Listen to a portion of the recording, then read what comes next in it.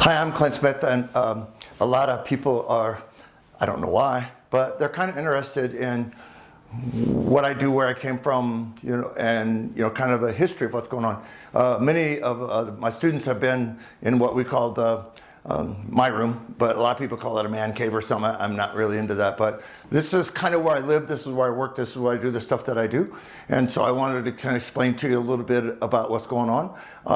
Historically, I've had so many books that literally they were piled up. And so I don't have books like I used to. So people go, well, I thought you'd have more books. I'm not in library mode yet, but there are things that are significant to me and that may be of interest to people. So I thought I'd explain to you kind of what's going on in here. So first and foremost, and the camera will move a little bit, so give us patience, we're not Hollywood. This is one of my favorite photographs, and it's on Iwo Jima. And if you look very closely, you can see a cluster of Marines down here. What I look at and what I think when I see that picture, which is again one of my favorite pictures, is what is the shock wave off of that? I mean, what would that? Yeah, I'm bad enough, I don't hear very well from different things, including shooting and explosions over the period of time. But that one, I kind of go, yeah, that one's gonna leave a mark. So that's kind of an idea. The stuff on the wall, this is my personal stuff, and it's not a big deal. I never really worry too much about what I did. It's more about kind of what we do for other people. But the rest of it is sort of family history in a manner of speaking. This is a painting that my brother gave me. My dad flew 42 missions in the Pacific in the 7th Air Force as a nose gunner in B-24s. So we have a very strong attachment to that idea of serving.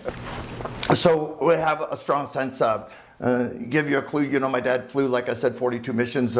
My grandfather served both in World War I and World War II, my dad's dad.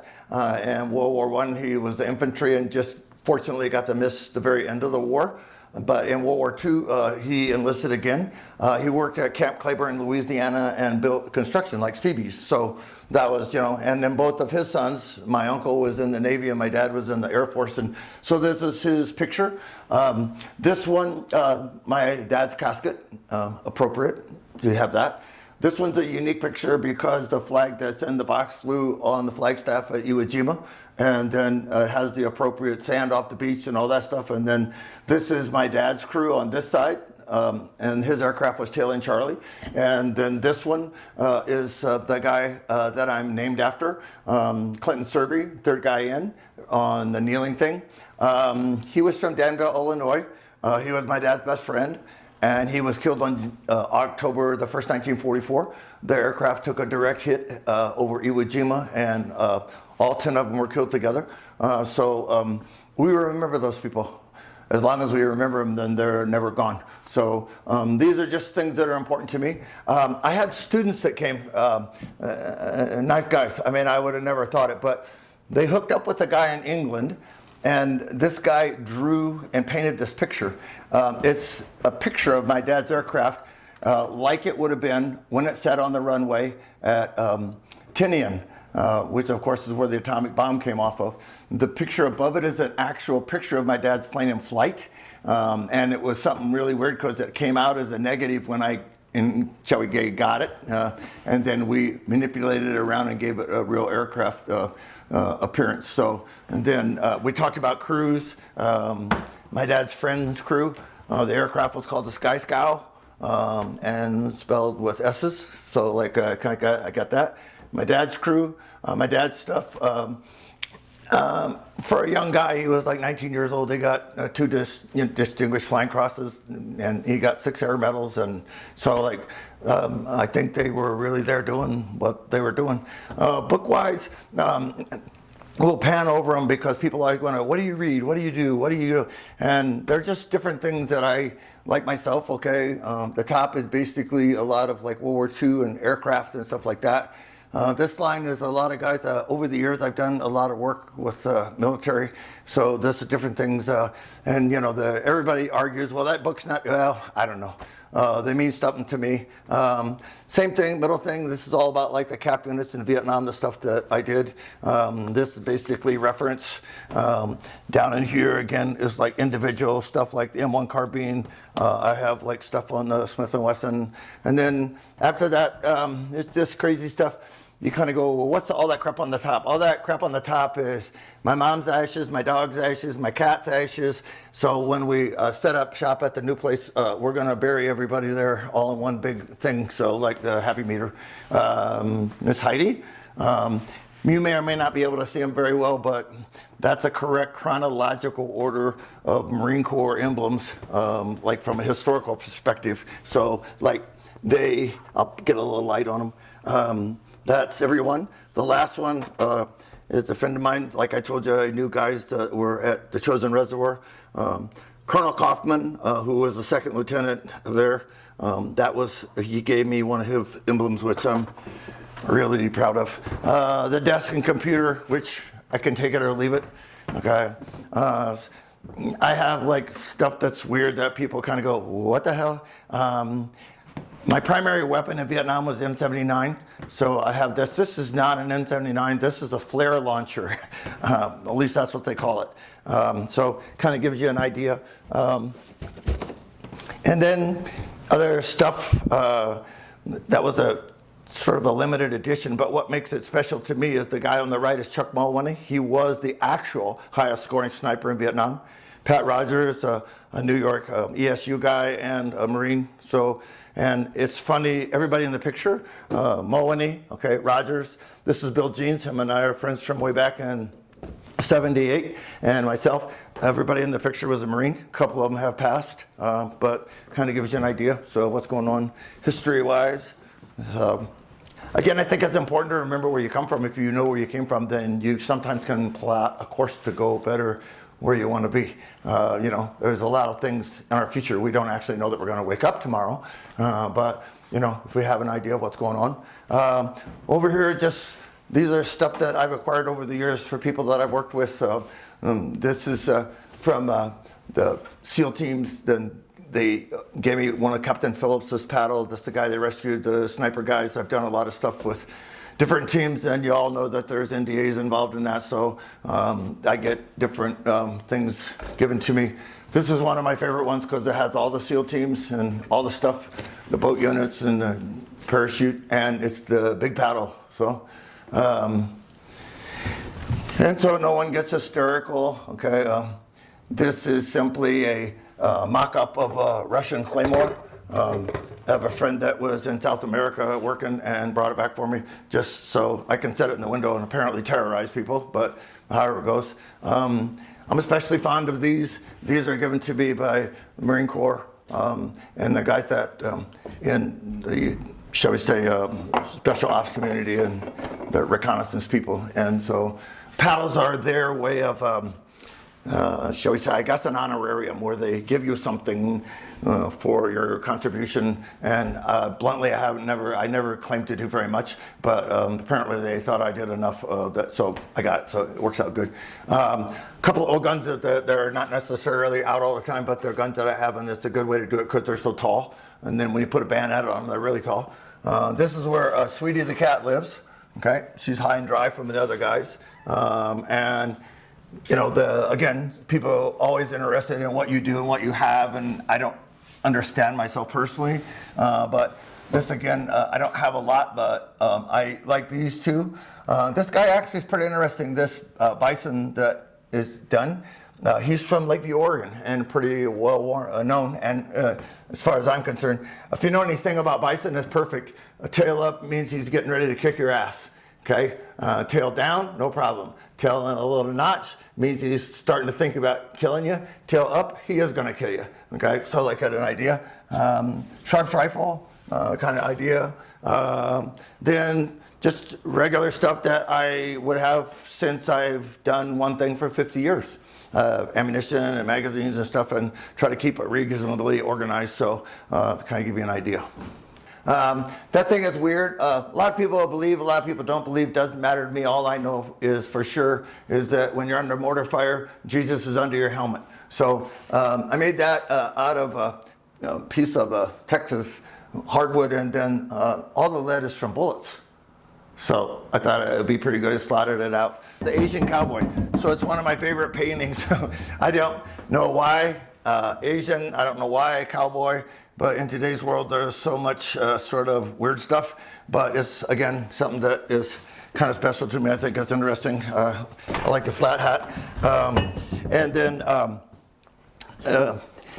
some of the stuff we've done, we've already showed you rifles, and then people want to know about guns. And so this is the first time I've ever opened my safe for anybody, okay, to look at. But I don't have anything to hide, and I definitely, I'm not worried about someone making the effort to come here. Probably be not always a good idea, but give you an idea. But we'll take some time in a little while, and I'll explain to you, because there's the different guns that people go, okay, well, I thought you'd have like a whole, no. Okay, I don't have 900 guns. I have too many guns, but I don't have 900 guns. I have guns that I shoot. There isn't a gun on this wall that I haven't shot. Right? So for me, they're a tool. Can they be pretty? Yes. This is a Colt factory engraved single action army, okay, part of a pair. The serial number is my initial CAS1, and the other one is 2. But to me, it's a tool, but it's a nice tool. And at my age, I have no reason to carry a shitty gun. Okay, so I carry good guns, and I shoot good guns. And people go like, well, what about a Glock? Okay, great. We always get into that. I'm not going to argue. I have 2 consecutive serial number Glocks. Okay, they're mine, they're personal, right one, left one, right one, whatever, okay? So for everybody who goes, oh, you should have a plastic gun, I got one, okay? So I got some other stuff. So we'll talk about this as we go along, so you kind of get an idea. Not everything is, of course, perfect, but it gives you a good idea. This is sort of chronological history of like helmets.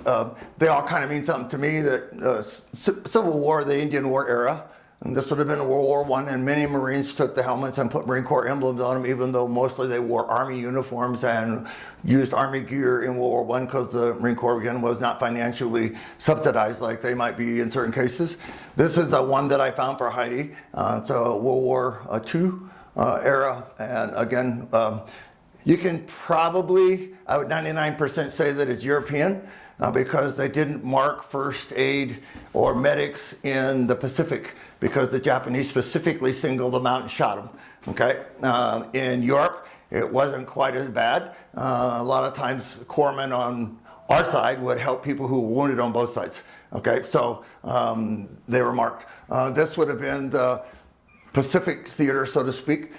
It's the camouflage, so that would have been, for example, Iwo Jima, Okinawa, all that kind of stuff. This is the Vietnam era. The only reason that one's a little weird is the leather band that you see on it, okay? It's the same band that I had on my helmet in Vietnam, so I've had that for 55 or 56 years as far as the headband.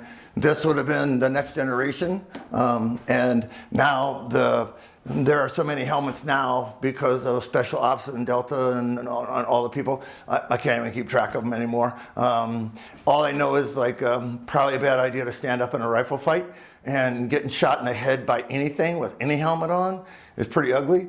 But if you're interested in helmets at all, research it. Probably one of the best helmets ever made was the French helmet. Probably they did something right, called an Adrian.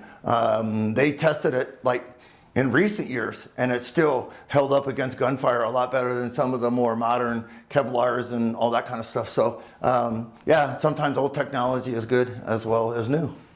So when we go to the center island, this is basically a loading table and a workbench and all that, and you know, almost all of you have one. That's cool, place where you can work. Stuff that, of course, is of interest to me that a lot of people aren't interested. I showed you that I have polymer guns, so it's not like I don't have a Glock. I like older Smith & Wessons, and these are good examples. These are from the late 40s and 50s. 38, probably, I think the most prolific Smith & Wesson made was the Model 10, and if I'm wrong, it was a Model 36. Or it's a toss-up between those two. This is an early Model 10 round butt that I found for my wife Heidi. Yeah, you can't say they don't make them like they used to, but they don't make them like they used to, okay? And that's not necessarily bad. It's just, you know, the way that they were done at different times. I think that sometimes what people forget is like when you're looking like I've been to the Smith & Wesson factory, and when I was there, I've met people who, my favorite two guys at Smith & Wesson were the two little gnomes that are in the basement with the big foundry machine that are slam dunking it. So there's little bitty round guys, okay, and they're just filthy, just dirty. It's like if you drug them through dirt. And they're just in there grinning, man, with this big press, and you can always tell when they're making frames, because you can, in the old days, you could actually be in the cafeteria, and when the thing would whack, okay, your water thing would, you could see the ripples on it. So I was like, yeah, I like them. So then this is a good, very good all-around gun. Again, an old one, 1955, 56, 22 rimfire. And then while we're here to show you that not everything is perfect, this is a Model 29, probably 1980. Solid gun, good gun, love the gun, no problem. And you already know, okay, that in these revolvers, okay, they work or function in two formats, okay. One is double action, which is the way God intended the revolver to be shot. And then the other one is to cock it. And this one has a little bit of a disease. It's called push-off-itis. Okay, so if you ever see this, this is not correct and you should get it fixed. But if you just barely push on it, everything jumps forward and the gun doesn't fire, fortunately. Okay, and it's easy repair. You know, you just need to tune up a notch on it or something like that, so you kind of get an idea. I do reload. Mostly I reload 308 because I can control what I do. The other thing that I reload mostly is handgun, but like revolver ammunition. Same thing. I want to control the load, and a lot of the stuff that I load, for example, would be a lead bullet, but it has a gas check on it. For people who don't know what, okay, it's a copper base on the base of the lead bullet so that it doesn't allow the barrel to lead up as much. Okay, so I'm just trying to keep the guns cleaner. Redding, it's not a commercial, but they make great stuff. I use it. Harrell, okay. Probably you go like, okay, where do I find something like that? Probably Brownells or Sinclair. Get a good powder measure, okay? Very important, okay? You all seen pictures of guns blown to smithereens. I don't personally want to take any of my guns and blow them up. So I use the best powder measures I can. This one is set up basically so that I can do different stuff with it. And then I, of course, am a big write stuff down because I forget stuff. This is Dylan. They have very elaborate ones for $5,000. This one works good for me, okay? Load 38 special, and so that got it. And then this one is for 45 Colt. So those are the things that I primarily load, and so I can control those, and it works pretty good. This monster, okay, is for black powder. I cast my own bullets. I've either shot or helped shoot or helped take, and I can document it, like 48 bison. There's no animal in America that's more American than American bison. I got the elk and the antelope and the deer and the bear, and yeah, I got all that. But bison, they're very cool. And I don't feel like that American people who came and settled the West are necessarily people who decimated the herds, okay?